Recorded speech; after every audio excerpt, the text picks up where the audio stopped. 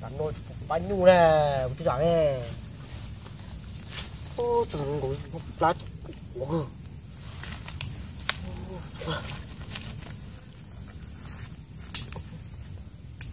Bạn thôi.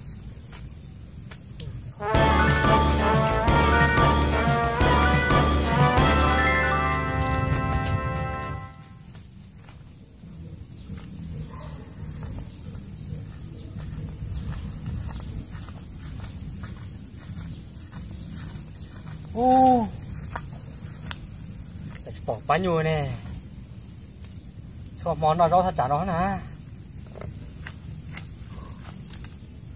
Ô, chỉ bánh nó rau đá hả? Bánh đá cho. Không xài nhân đá. Chứ hơn đó nè.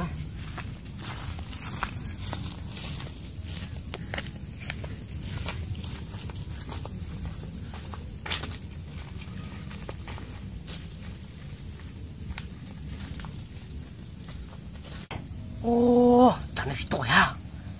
Quay của chú ơi tròn nó chả à. Bố này.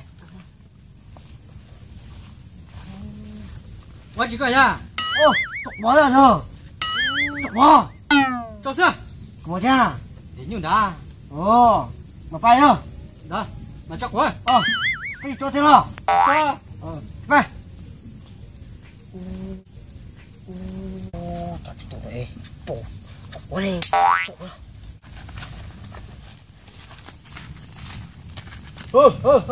Ô. Thực chất của nè. Ô, chúa nó, chúa nó. Ô, chúa bạc của tôi là nó. Ô, chúa bạc tôi hiểu là.